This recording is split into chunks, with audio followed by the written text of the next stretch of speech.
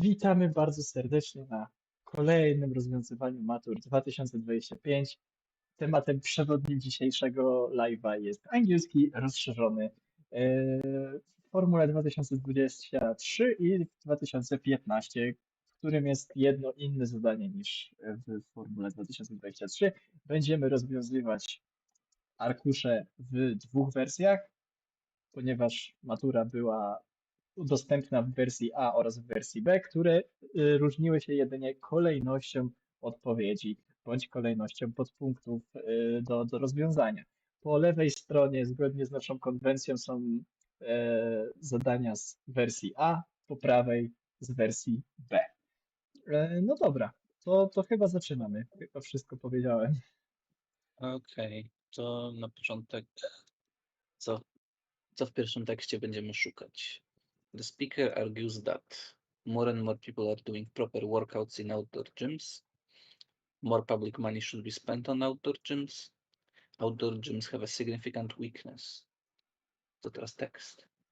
Outdoor gyms provide an opportunity to work out for those who cannot afford regular gyms and fitness equipment. I do love it when money is invested in getting people outdoors, but many will not use such equipment correctly because at outdoor gyms there are no professionals to show you how to use the equipment. I believe public funds could be spent in a better way. To my mind, more money should be put into getting people fit through gym subscriptions or personal trainers. I've been training clients for 15 years and I believe that outdoor gyms can't replace sessions in a regular gym where you're shown what to do. Outdoor gyms have a significant weakness. Może tekst drugi. It can be concluded from the text that key holders can never be sure how long they will have the car for.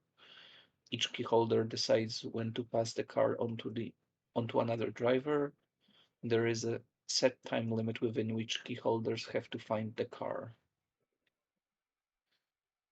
In a popular video game, the main character can get into any locked car at any time. Well, this concept has inspired a group of New York artists to create an unusual project. They are selling specifically designed keys for $20 each, which all unlock the same car. However, the location of the car is a mystery. To find the car, people who buy the keys can call a hotline which gives clues on the car's current whereabouts in New York City. When a key holder approaches the mystery car, a green LED light on the key turns on. The specific appearance and model of the vehicle have not been revealed, but it is thought to be a popular turbo-powered classic. If you find the car, it's yours to drive, at least for a while, but you are not its owner. You are only a temporary user. One thing is certain, sooner or later another key holder will claim it from you.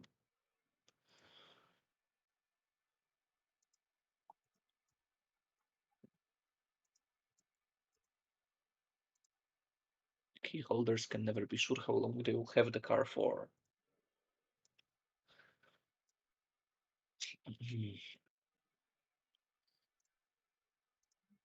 Ben's present occupation does not involve. Ben found the discovery of HMS Sydney most exciting because the USS San Diego. When answering the last question, Ben aims to. Okej, to lecimy. O, jeszcze najpierw ankietę się pozbędę, żeby widzieć. Dobrze. Today my guest is Ben Jones, a shipwreck hunter and a former detective. Ben, tell us how your experience as a police investigator relates to your present occupation. All sunken ships are in some ways like crime scenes. You need to examine the clues you find on the seabed. Then you put the elements together to reconstruct the circumstances that led to a disaster. In many ways, I'm still a detective, but my investigations take place underwater. My previous experience in documenting crime scenes has turned out to be a great asset. What I miss is the possibility of conducting an interrogation, for example, when a witness unexpectedly reveals some valuable information. With historic shipwrecks, there's nobody to tell you what really happened. A key thing police investigation has in common with shipwreck hunting these days is that it can't be done without high tech. You need sophisticated equipment to find sunken ships. Ben's occupation does not involve interviewing witnesses.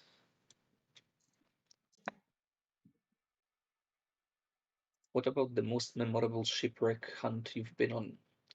It is hard to pick the most memorable one because I've been very lucky in having led quite a few remarkable searches.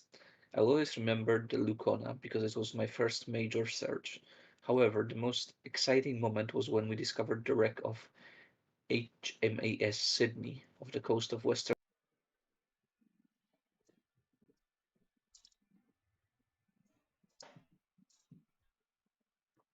ever finding it, as they likened the search to a needle in a thousand haystacks. When the wreck popped up on our computer screens after only 68 hours of searching, we all went a bit crazy jumping around like little children on Christmas morning. It was the single most exhilarating moment in my career.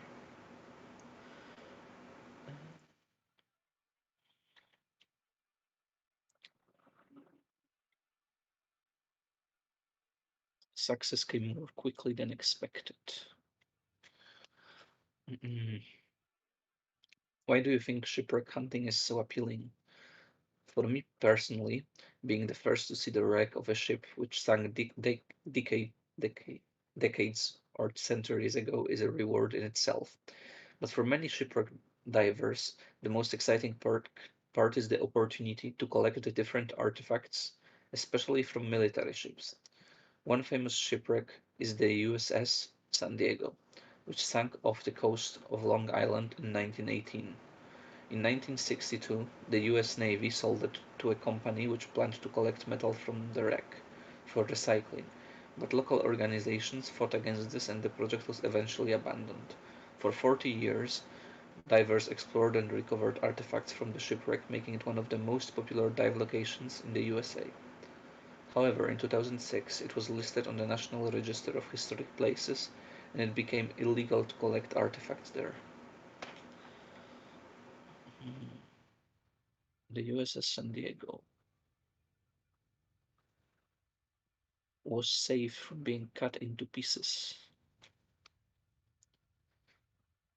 And last question, is there anything else you would like to share that would be of interest to young people? I'm sure you've learned in your geography lessons that 70% of our planet is covered by water, but most people don't realize that 80% of this remains unexplored. In other words, there are tons of crazy things hidden in the deep, waiting to be found. Surprising geological formations, entire cities and treasures. Have I stirred up your imagination? An estimated 3 million shipwrecks lie at the bottom of the sea. Each of them has its own unique story. Perhaps one of them is waiting for you to discover.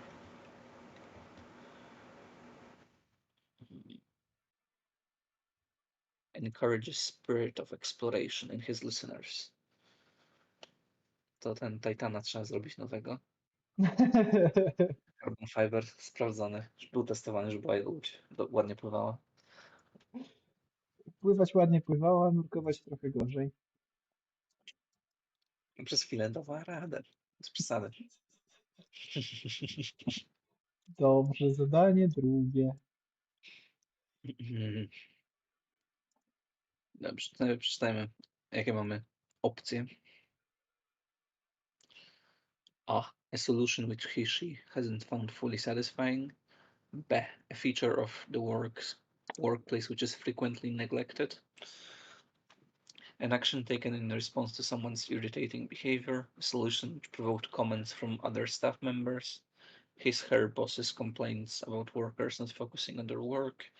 An item which is used to signal that somebody doesn't want to be disturbed. Jedno zdanie nie pasuje do żadnej odpowiedzi. Okej.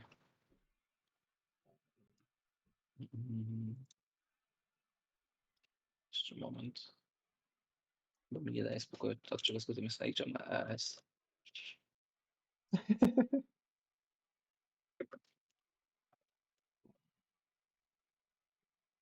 His Majesty, Australian ship.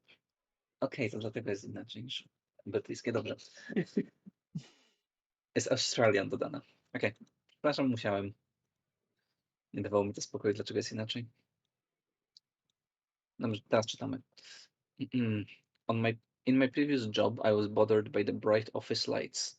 I would often wear a hat or sunglasses in my workspace. Sometimes I even taped a piece of paper to the top of my head so it would stick out in front of me and block out the light. Then one day the manager brought in a huge screen which looked like the side of a tent. When it was being set up, my colleagues made remarks like, "Are you going camping?" We all had a good laugh, but it turned out to be a really brilliant idea.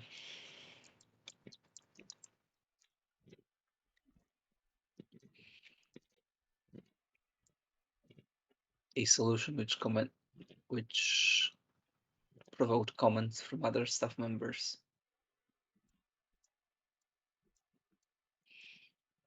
Two, our office has recently moved. The former location was very convenient with a subway stop just next door. The current location is much worse because public transport in the area is limited. Now it takes me up to an hour and 15 minutes to get to work, while it used to take me only about 40 minutes. I talked to my managers about the new commute, and they approved a change in my schedule. Now they let me begin work half an hour later, so I can avoid the worst of the rush hour. But I must say, it only partly works for me. I'm still spending a lot of extra time commuting, and of course I finish work later. Every day convinces me that this cannot be a long-term arrangement. Również zostanie ogłoszony. A solution which she hasn't found fully satisfying.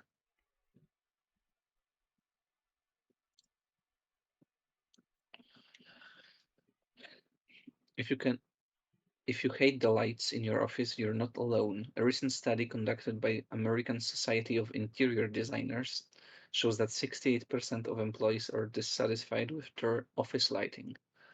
That's a large percentage of people, and it's not a question of personal taste. It's a practical daily issue. Too often, with this aspect of office design does not receive the attention it deserves. As a result, office workers often bring in their own table lamps.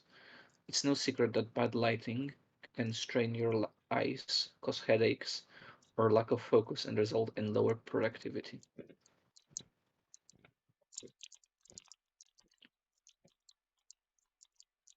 A feature of the workplace which is frequently neglected.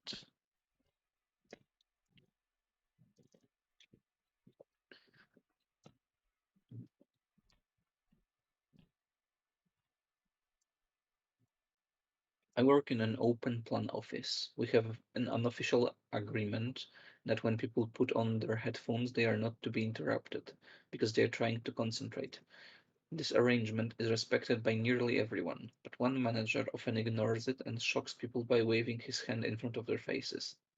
This is just ridiculous and so inconsiderate towards others. As a manager, he is supposed to ensure good working condition, but he doesn't care that his behavior is really bothersome. It has a negative influence on our effectiveness at work.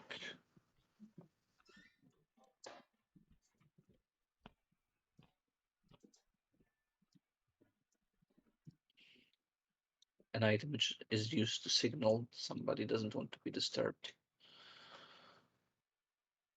There is someone at work who was always bringing in strong smelling food for lunch and heating it up in the microwave. A number of clients who came to our office commented on the smell, and I also made a complaint about it. Most of my colleagues felt annoyed as well. They kept saying that the smell affected their concentration. I suggested that some kind of policy should be introduced, and thankfully it was. The ventilation system was also improved.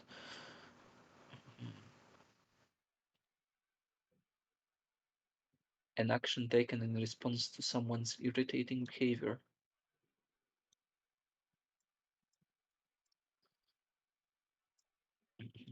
Okay. Więc nie.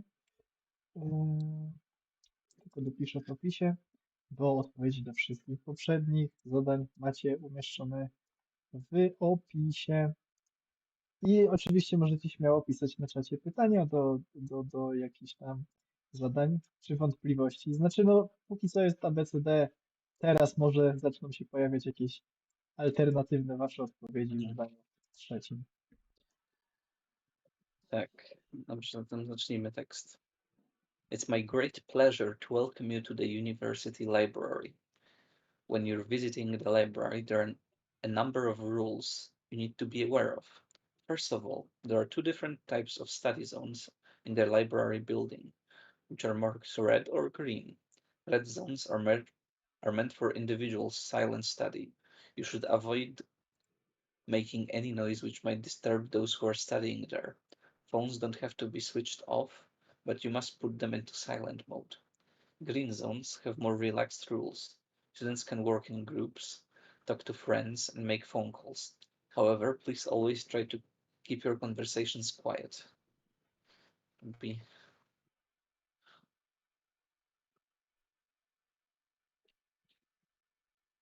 Ile mamy słów? Mamy ten limit? Nie.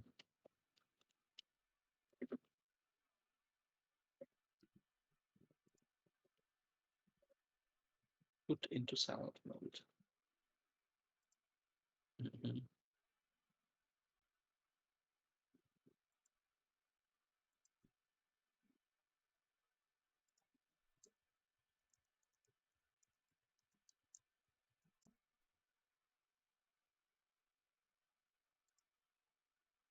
Wow, czemu się to przesunęło? Bo ja przesunąłem, bo zniknął mi pod spodem znowu napis. Bo ten system jest cudny tutaj. Czekaj. A, proszę bardzo, wróciliśmy.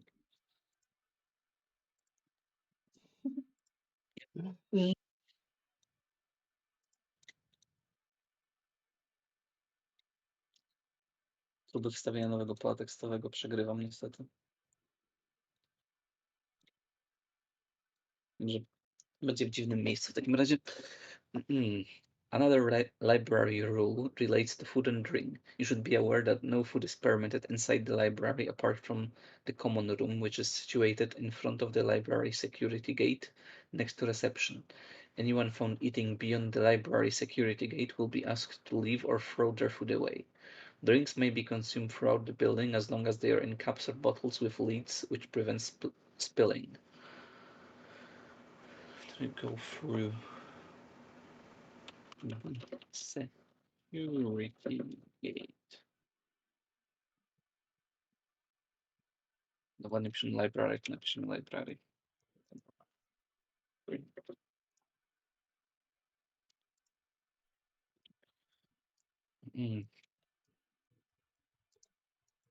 And now the part you've all been waiting for, how to get your library card.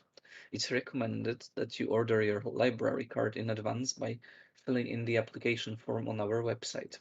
Remember to do this no later than a week ahead of your first visit so that we can process your application. To collect your card, you'll need to come to the library in person and show your ID. You can also fill in the appropriate application form at the reception desk, but be prepared to wait. The application process can take up to 30 minutes.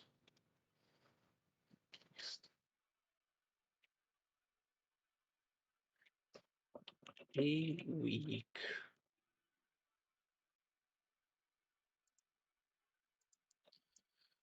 Last but not least, the library offers limited locker facilities. The lockers are useful if you have borrowed quite a few books and don't want to carry them around the campus. Please remember that the lockers are only for books which you have checked out from our library. There is a small fee for the use of a locker, but for students with disabilities, there is no charge. The lockers are assigned through an online booking system on a first-come, first-served basis. They can be found on every floor of the library. Now I think I've covered all the important points. Please remember that our friendly library staff are always ready to assist you. I'm not required to pay the fee.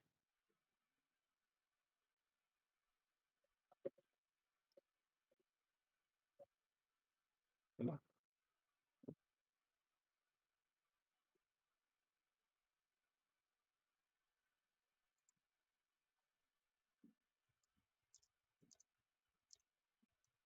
Horizon Locker.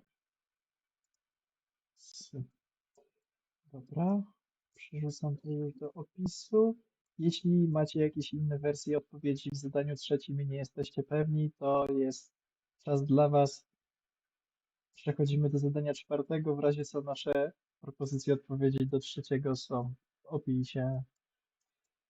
So, let's go. Mhm. An incident which could have disastrous consequences for the building which housed the observatory, a physically demanding solution to a problem faced by the meteorologists, the length of time needed to convert data to make it more widely available, a large contribution made in response to a call for donations, the reason for the closure of the observatory. The observatory on the summit of Ben Nevis, the highest mountain in the United Kingdom, was set up by the Scottish Meteorological Society.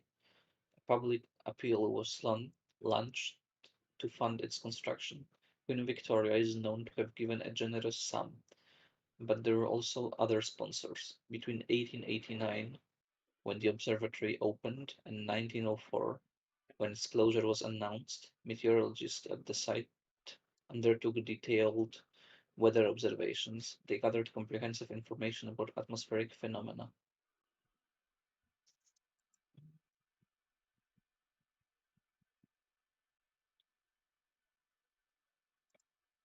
Nie no, to pomoże.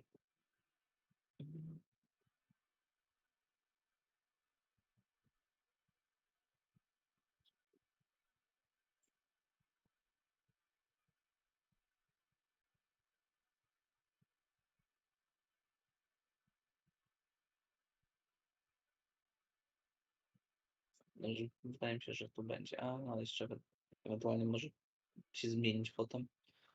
Jak znajdziemy coś innego, co bardziej pasuje, może? No, zobaczmy.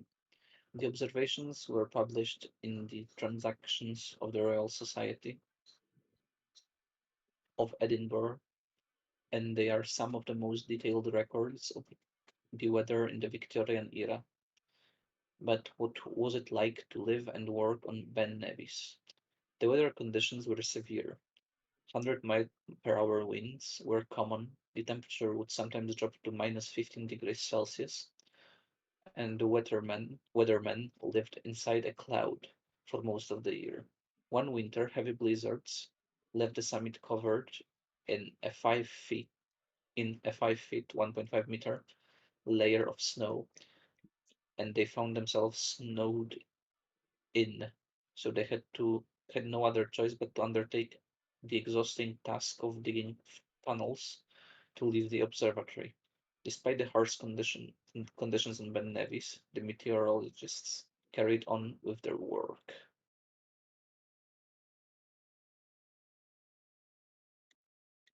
Okej, co zakładam, że tu będzie na pewno B. I na razie nie szukam ewentualnych drugich opcji. Na razie jak jedno pasuje, to jedno lecimy i potem będziemy szukać, gdzie jest podwójne. Sometimes they had to develop unusual solutions in order to perform their duties. They always had to be prepared for the unexpected. Once the observatory was struck by lightning, which came down the chimney and set the wooden panels of the interior on fire. Fortunately, the blaze was speedily and fairly effortlessly extinguished. Due to a lack of public funding and private donations, the weather station ceased operating in October 1904. The outcome of the meteorologist's work lives on.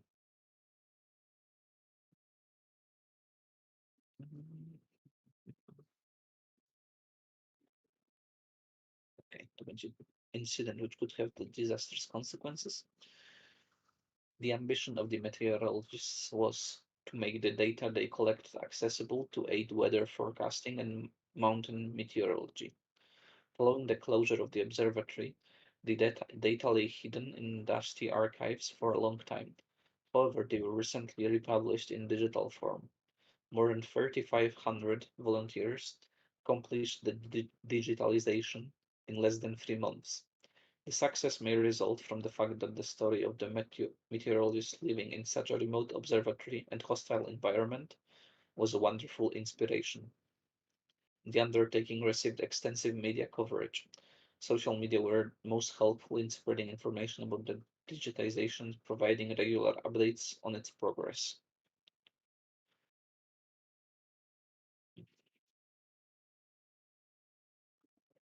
Tu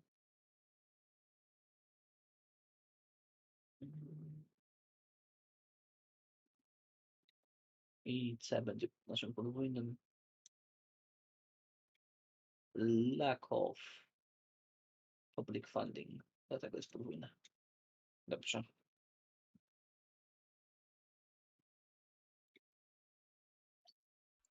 No to przechodzimy do zadania numer 5. Wersja A jest u góry, tak? Tak. Dobra.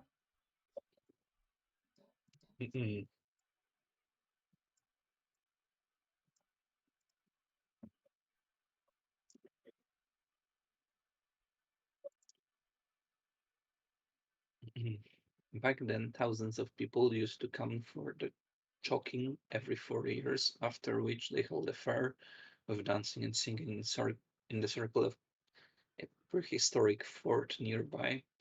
Looking at the lower part of the slope, I noticed the small figures of people climbing slowly towards the hillside where the chalk horse is. To the people who live there, the white figure of a horse springing timelessly across the side of the hill is part of the background of their daily life. For example, during World War II, it was covered over with glass leaves so that Luftwaffe bombers couldn't use it for navigation. Archaeologists, however, believe this could have been intentional, as from the start the horse required regular upkeep to stay visible. The cleaners, commonly called chokers, kneel and whiten the stone pathways with chalk inch by inch. Okay, to czytamy tekst. Chalking day. In early morning, and I am.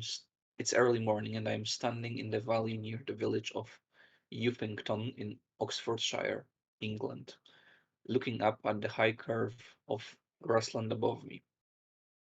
One thing dominates the view. Across the side of the hill runs an enormous white stick figure, a horse cut from the chalk. It has a thin body, a curiously long tail, and a round eye set in a square head. This is the Uffington White Horse, the oldest of the English hill figures, the size of a football field and visible from 20 miles away.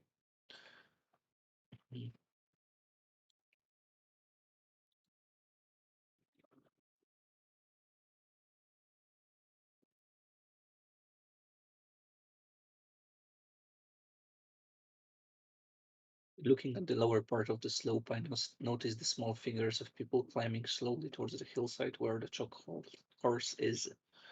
They are volunteers who are coming to clean it. It's Chalking Day, a cleaning ritual that has happened here regularly for 3 millennia. Hammers, buckets of chalk, and knee pads are handed out, and then everyone is allocated an area.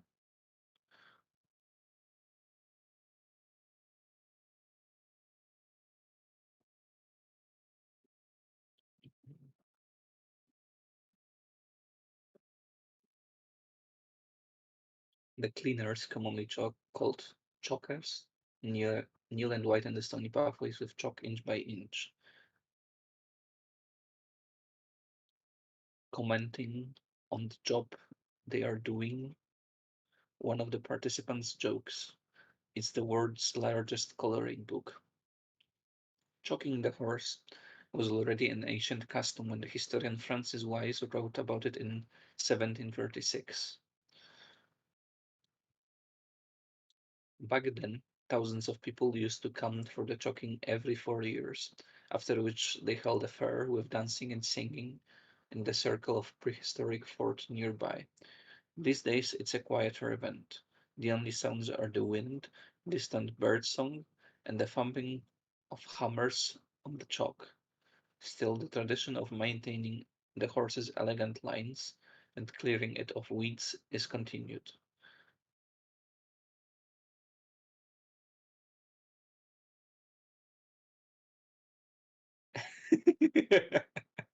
Oh god, I had chat.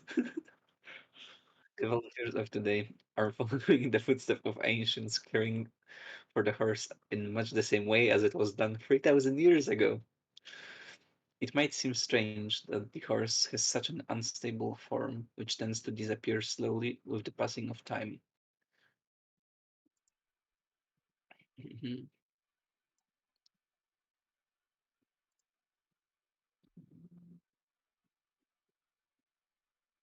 Archaeologists, however, believe this could have been intentional, as from the start the horse required regular upkeep to stay visible. The need to maintain it might have been the horse's original function, to gather people to do a common task. Today's cleaning is thus an echo of an early ritual. Up on the hill, it's not possible to view the whole horse at once. The curve of the slope gets in the way, and the sheer scale of it confuses the eye. It is only from the valley below that the whole picture can be taken in.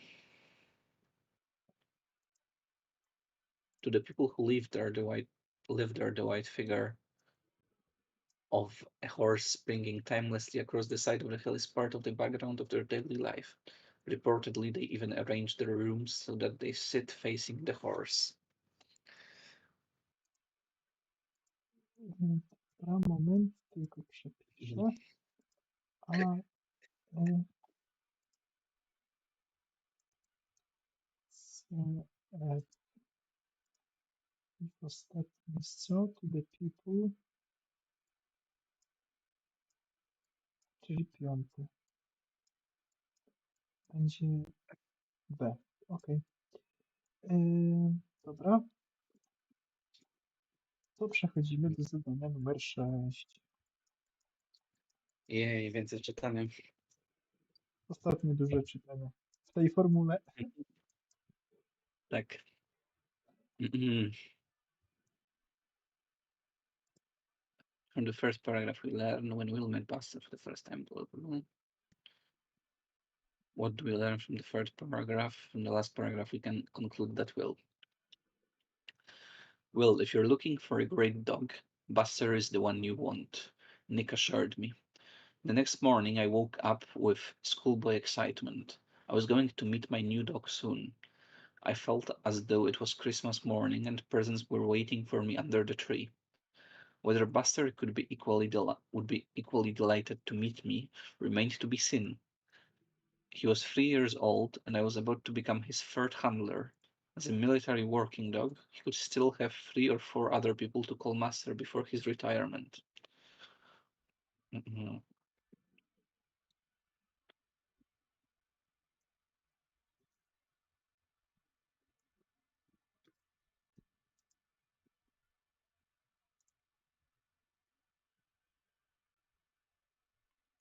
Will was uncertain how Buster would react to him.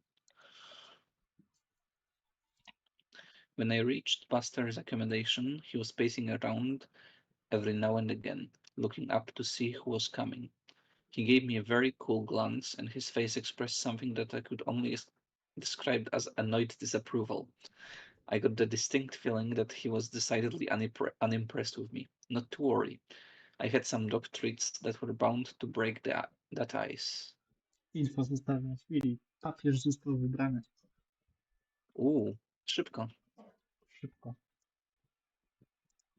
Oglądałem live'a z dachu.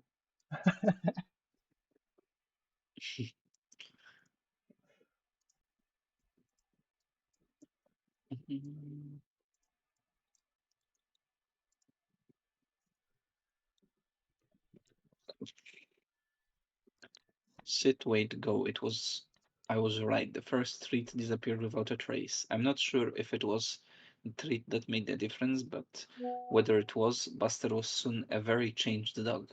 He was round my legs as if they were covered in juicy steaks. He was so bouncy, happy, and ready for his walk, his breakfast, and a bit of fun. Nick was right. This dog really knew all the ropes and all the tricks, and he was only 3 years old. I wondered how many others he had fooled with his I'm so upset act before he managed to get his tasty treat. Part of me admired Buster for seeing right through me and reaching for the food.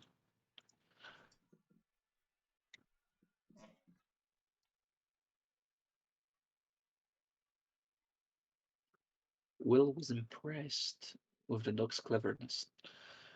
Buster was the dog I wanted to spend the next 6 months with, who I could imagine sharing the most intimate and fearful moments with, running cheerfully at my heels. He looked confident, and I was pleased, but this was the moment of truth. If I released him from his lead, would he stay with me or would he run like the wind? Wadu, like most airfields, is home to a million wild rabbits, and so far that morning they must have wandered by the new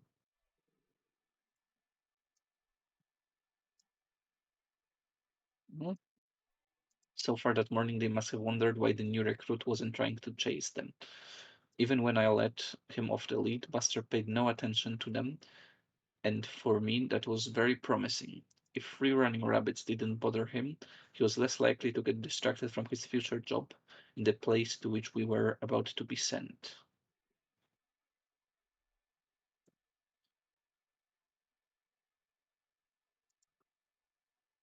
Believed he and Buster would make a good team.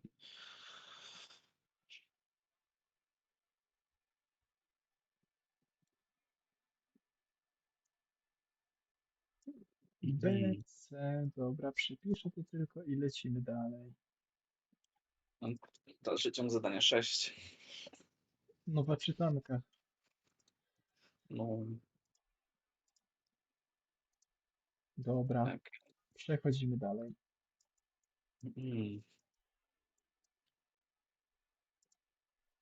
Maksymalnie 6 wyrazów. O kurde. No, dobrze.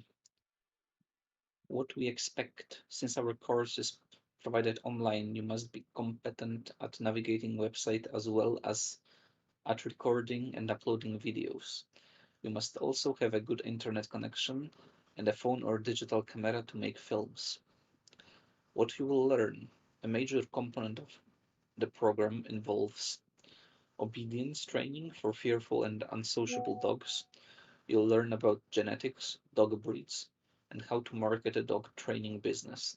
Our course also covers managing aggression in dogs, a skill which is typically ignored in other courses. How you progress. Our program usually takes 2 years and is divided into 4 levels.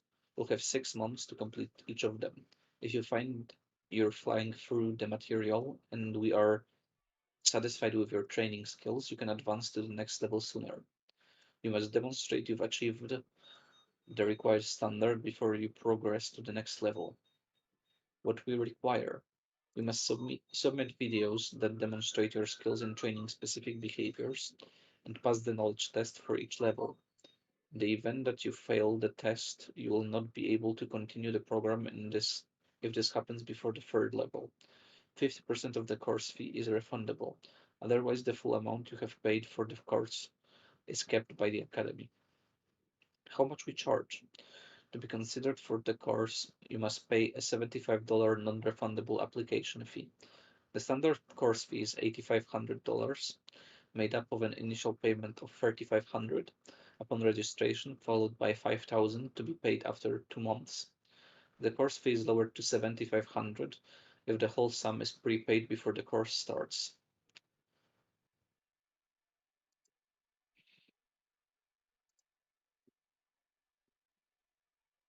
Pros. The course content includes working with, which is rarely dealt with in other courses.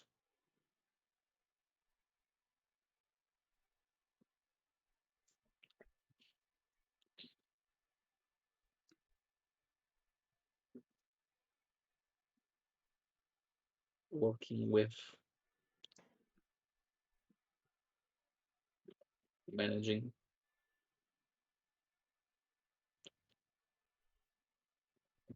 Russian dogs. Uh,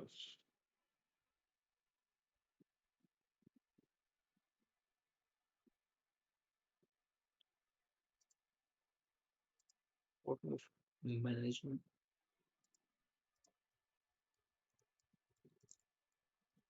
Dobrze, to można lepiej napisać management, a może management of. Management. Okay. Management of. Management.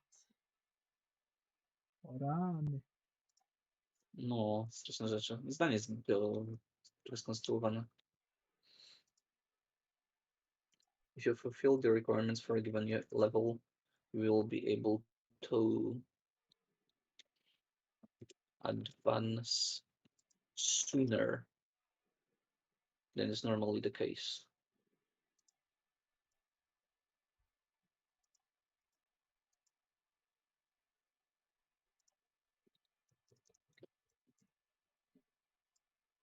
If you don't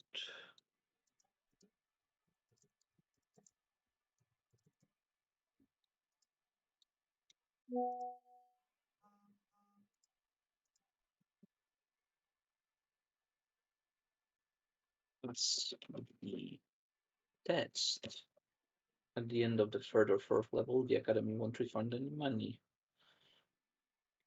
If you can't afford to pay the entire amount in advance, the courts will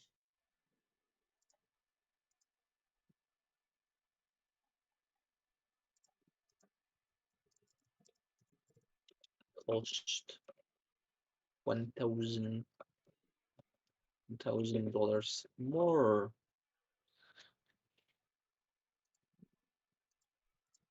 Nawet matematyką się posłużyliśmy. Bardzo skomplikowane. Działania matematyczne, a raczej Myślę, symbole. że mogłoby być też samo cost more, no ale Dobrze. Zadanie 6 za nami. Teraz przechodzimy do szybkiego zadania. Wersja A u góry, wersja B na dole. tak. Ja będę robił wersję, a ty przepisuj do wersji B. Tak jest. When you are hungry, sometimes a sandwich is exactly what you need. Sandwiches are nutritious and appetizing, so it's no wonder that they are one of the most popular lunch choices today. As the story goes, the sandwich we are familiar with and love today was created in 1762 in England. Most most food historians agree that the name sandwich is connected to John Montagu, the fourth Earl of Sandwich, who spent many hours at the card table. During one of his long days of gambling, he requested something from the kitchen that he could eat with his hands without needing to leave his seat. He was brought 2 pieces of bread with meat in the middle. From that day forward, the sandwich began making its way through England. However, it took a long time for the sandwich to make it to America. The first sandwich was featured in an American cookbook in 1815.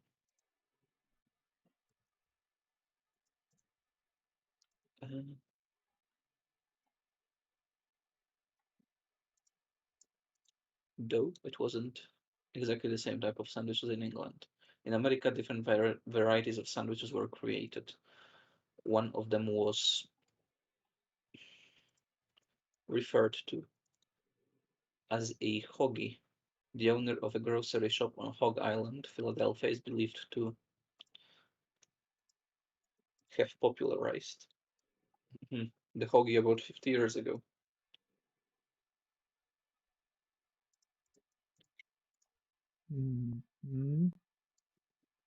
Na końcu mamy BC.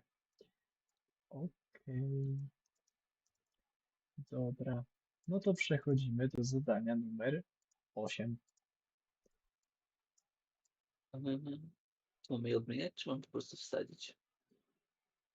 Przekształcając go w taki sposób, aby powstał spójny i logiczny tekst.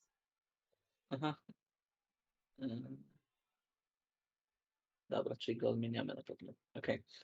Why do polar bears have black skin?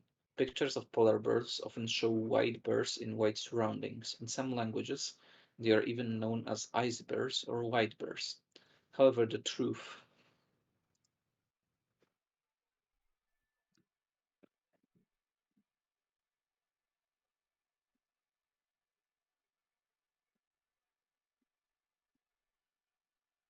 concerning, yes.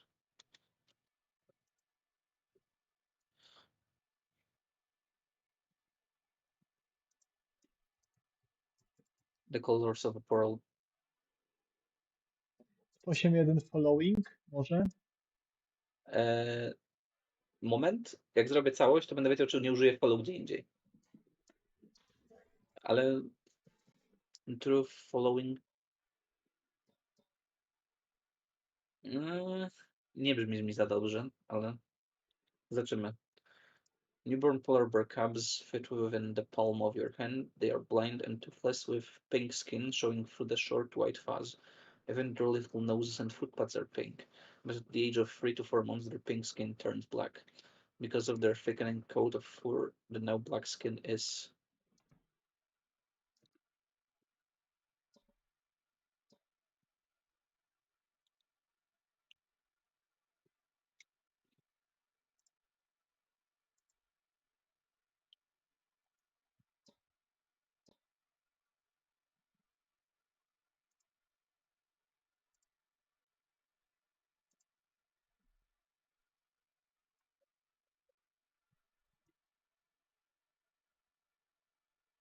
the now black skin is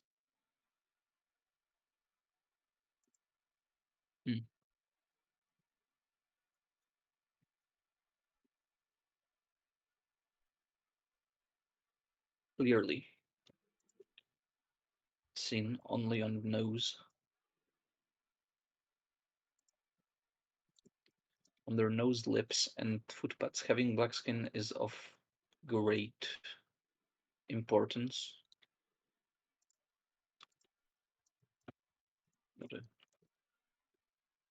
Importance to the bears. First, darker colors are better at absorbing heat from the sun, which is an advantage to a polar bear trying to stay warm in the Arctic. Second, dark colors give a better protection against harmful UV radiation. Following the truth, following the colors. Nie brzmi mi to dobrze. Okej, dobra. Moim zdaniem nie.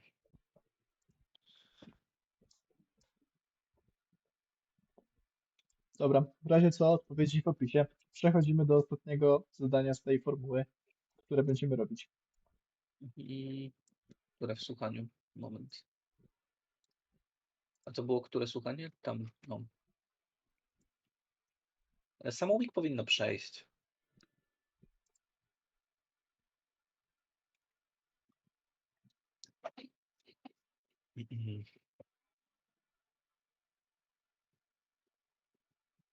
Okej, 9, maksymalnie 5.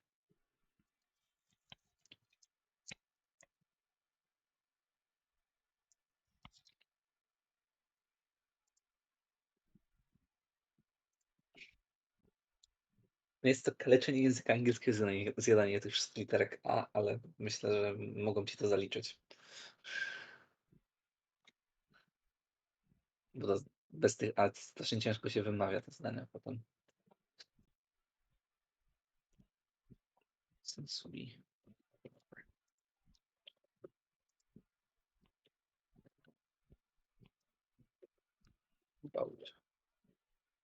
we weren't informed about the change of location yesterday, it is common knowledge that rising temperatures have been responsible for melting polar ice caps for quite some time. In the process,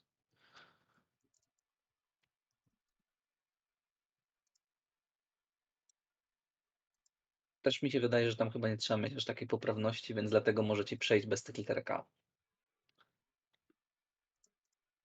Ale no, jest to kaleczenie języka.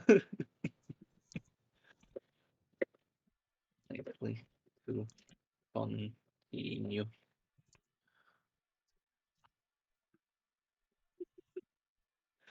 Proszę mnie odpowiedzieć z powrotem.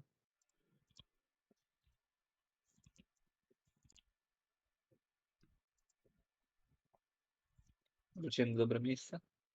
Tak, Okay. Were not informed about to samo, tak. Ja po prostu napisałem skrótowo, bo to jest dokładnie to samo.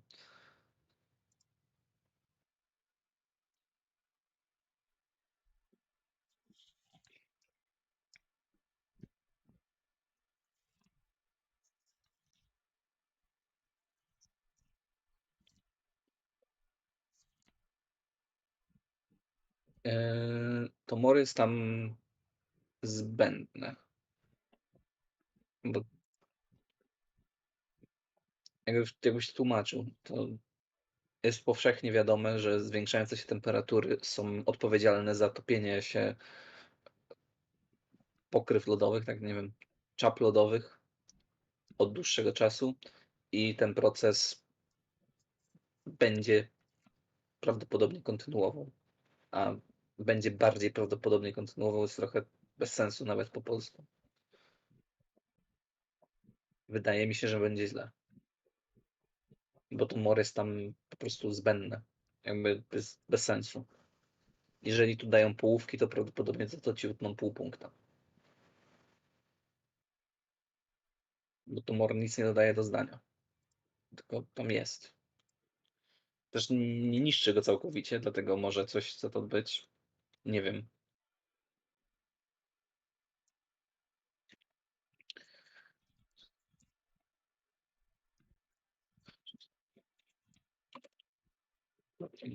About Peter.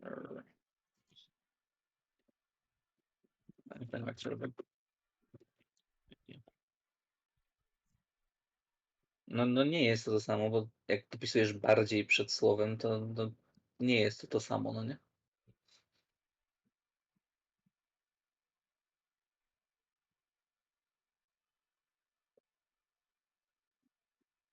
Tu brakuje podania drugiego argumentu, żeby używać bardziej. Bo jeżeli w tym zdaniu byłaby jeszcze druga opcja przedstawiona, to wtedy powiedzenie, że coś jest bardziej prawdopodobne niż inna rzecz miałoby sens, ale w momencie, kiedy nie ma drugiej opcji, okej, jeżeli tak uważasz,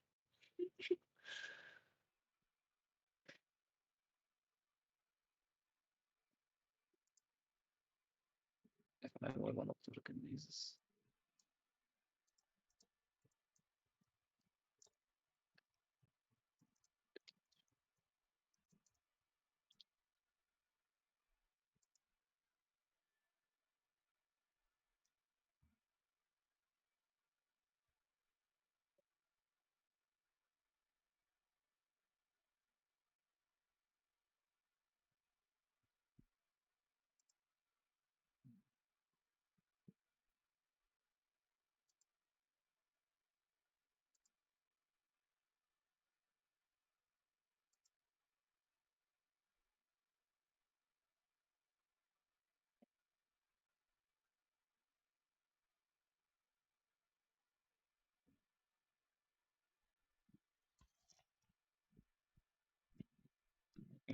If I were one of the organizers, I would deal with the problem about that problem.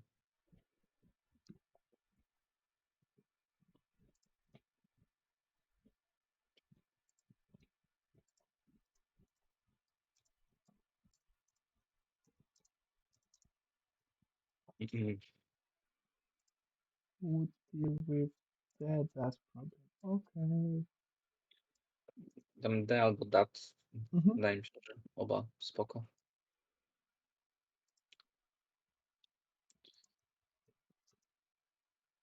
Po prostu, żeby powiedzieć, że ten konkretny problem.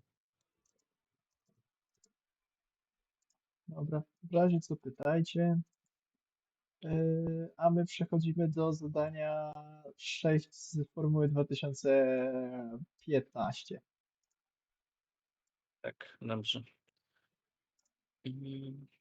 Narrator had a problem with the group work assignments because when Jason was in charge of the group, the last paragraph, the narrator. High expectations. Jason knew perfection. Unlike for most people, for him, perfection wasn't some distant horizon. Anything he did well. A lot of people might find this annoying, even unpleasant, but not me. He was just who I needed. I had known him from the first day we met in English class. We'd been put into groups to do an assignment on Macbeth. It was me and Jason and another girl named Amy Richmond, who, after we pulled our desk together, promptly announced she was no good at this and put her head down on her backpack. A second later, she was sound asleep. Jason just looked at her. Well, he said, opening his textbook. I guess we should get started. It was I was in a silent phase. Words weren't coming to me well, and Macbeth was totally mystified. Had totally mystified me. I spent the entire weekend struggling with the archaic language and weird names of the characters, unable to even figure out the most basic aspects of the story. Luckily for me, Jason was not about to leave his grade in someone else's hands, was used to taking control of group work. First, he said to me, let's just get down the basic themes of the play. I nodded. All around us, I could hear our classmates chattering, the voice of our English teacher telling us again to please settle down. Jason wrote down a few lines on his page. His handwriting was clean, block style, and he moved across the page quickly. Murder, power, marriage, revenge, prophecy, politics. Then he stopped and looked at me. What else? He asked. I glanced back down at my book, as if somehow the words there would suddenly form together into something logical. I could feel Jason looking at me, not unkindly, just waiting for me to contribute. I said finally, I don't understand it. It's totally confusing. Look, he said, it's not as complicated as you think. The key to really understanding the plot is to start with prophecy about what's going to happen. He started turning pages in his book, still talking, and pointed out the passage to me. Then he read it aloud, and his finger moved across the words. It was like he changed them magically, and suddenly they made sense. And I felt comfort. All I'd wanted for so long was for someone to explain everything that had happened to me in the same way, to label it neatly on a page. This leads to this, and this leads to this. I knew deep down it was more complicated than that, but watching Jason, I was hopeful. He took the mess that was Macbeth and fixed it, and I had to wonder if he might in some small way be able to do the same for me. Uh, the narrator had a problem with group work assignment because she found the storyline of Macbeth difficult to understand. When Jason was in charge of the group, the narrator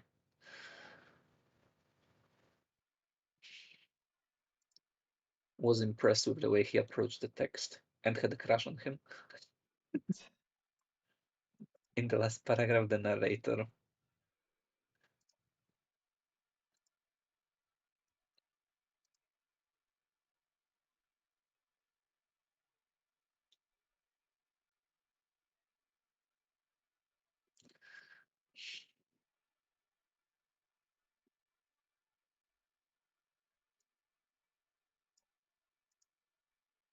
draws the conclusion from Jason's skill in explaining Macbeth clearly.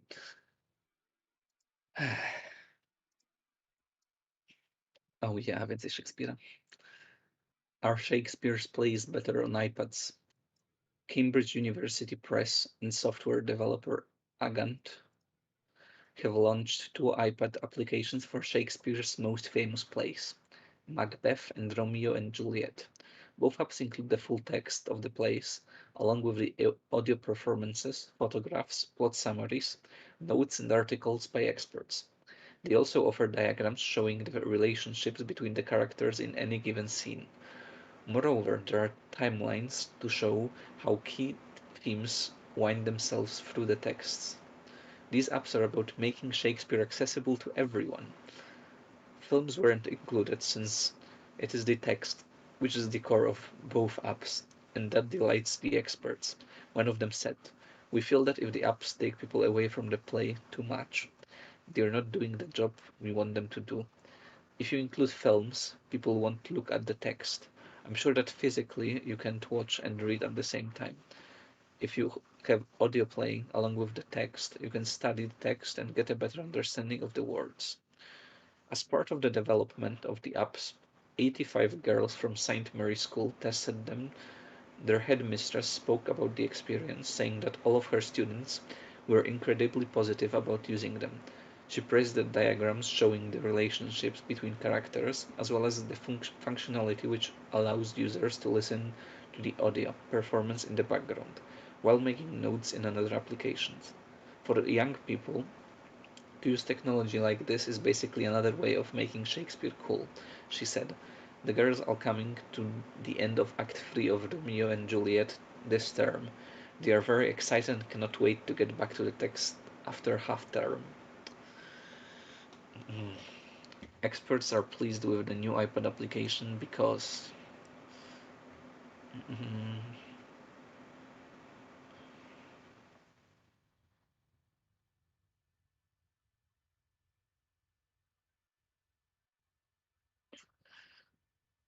the text can be better understood thanks to some features of the app.